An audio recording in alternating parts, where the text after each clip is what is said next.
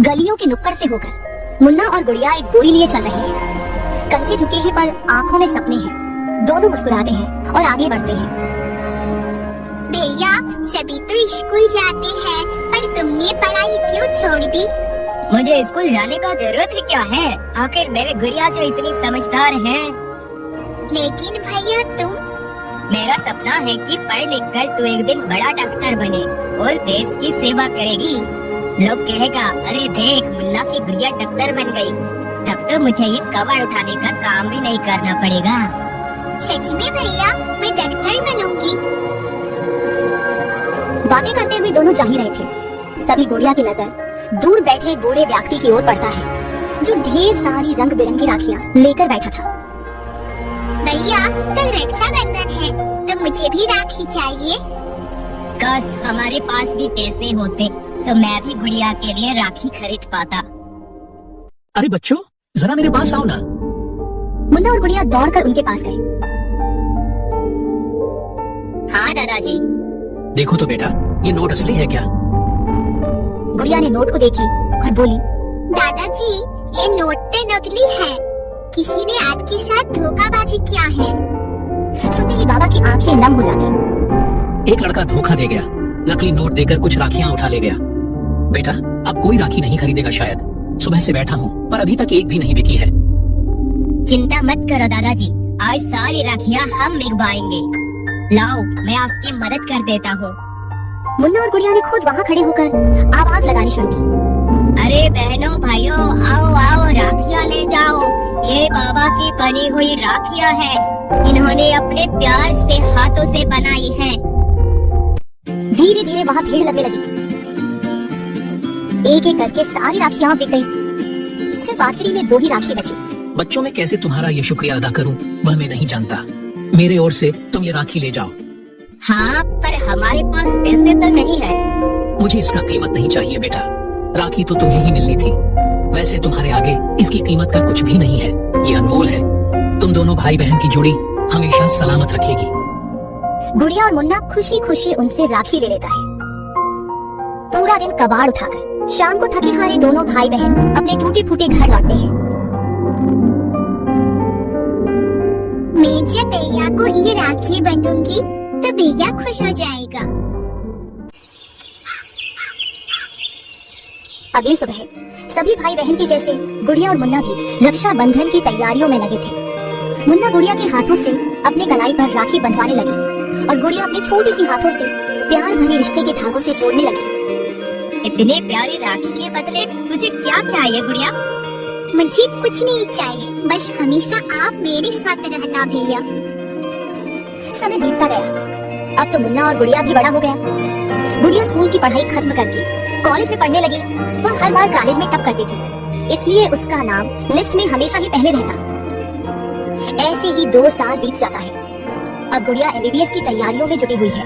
Medical test के exam आने वाले थे, इसलिए वह देर रात तक पढ़ती रहती है।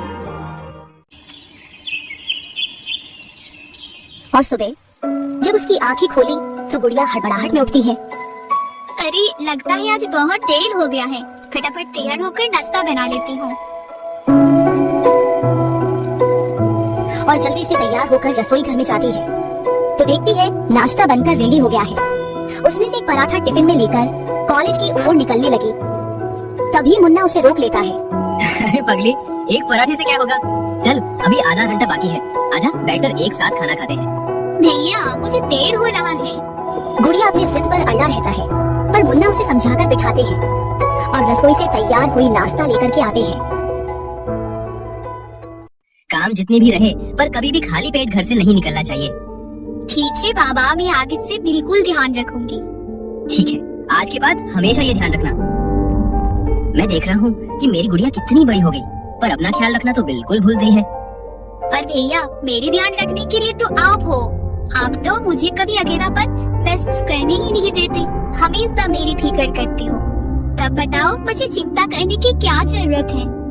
मुन्ना अपनी बहन को घुरकर देख रहे थे, पर दोनों भाई बहन का प्यार देखकर गरीबी भी मुस्कुराती। फिर गुड़िया अपनी कॉलेज के लिए निकलता है और मुन्ना अपने काम के लिए निकल जाता है। फिर जब शाम होता है तो दोनों भाई बहन घर पर थे।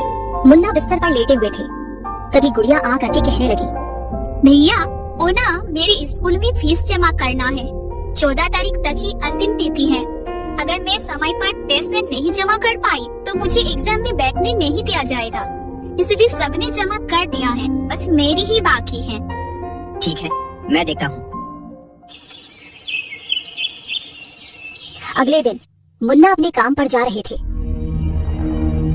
तभी सड़क में उसे अपने दोस्त रतन से भेंट होता है। रतन, आज भाई मुझे कुछ पैसे चाहिए था। किया यार मुझे दे पाएगा ना? मैं बाद में थोड़ा थोड़ा करके तुझे लौटा दूंगा। नहीं यार, मेरे पास इतने पैसे नहीं है कि तुझे दे पाऊँ। और तुझे तो पता ही है, कुछ दिन बाद मेरे बहन की शादी है, वो भी अमीर घर में। मेरे तो सिर्फ एक ही लाडली बहन है, उसके लिए तो अभी मुझे कितनी खरीदारी करना पड़ेगा। वैसे तुझे अभी पैसों की क्यों जरूरत पड़ी? वह भाई गुड़िया के स्कूल में फीस भरने के लिए कहा है। 14 तारीख तक की लास्ट डेट है। अगर फीस जमा नहीं किया तो मेडिकल एग्जाम में बैठ नहीं पाएगी। तो ये बात है। देख मुन्ना, मैं तो कहता हूँ कि अब तो गुड़िया की पढ़ाई छुड़वा के उसकी शादी करा दे। वैसे तो वो आखिर एक लड़की है, इतनी पढ़ी लिखी होकर क्या लाभ है? बर्तन ही तो धोएगी। इसलिए कह रहा हूँ भाई, मेरे बात मान, कुछ नहीं मिलेगा तो ऐसे ही दौड़ रहा है। नहीं रतन, मैं उसकी पढ़ाई नहीं छुड़वा सकता।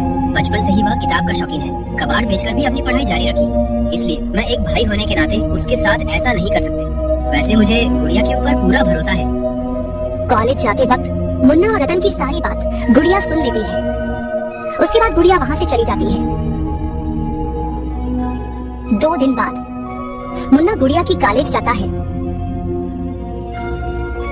सर जी, ये लीजिए, गुड़िया की फीस जमा कर दीजिए। अरे तुम्हारे गुड़िया की फीस तो ऑलरेडी भर चुके हो, अभी दोबारा फिर से फीस भरने आए हो। फीस भर दिया है? पर किसने? मुझे सच में नहीं पता है। क्या आप बता सकते हैं किसने फीस भरी है? 1 मिनट रुकिए, अभी बता देते हैं। फिर वह प्रिंसिपल साहब कंप्यूटर में चेक करने लगे। हाँ, ये रहे। 2 दिन पहले यानी 12 तारीख को गुड़िया ने खुद पैसे जमा किए और नीचे सिग्नेचर भी उन्हीं का है। गुड़िया खुद आई थी?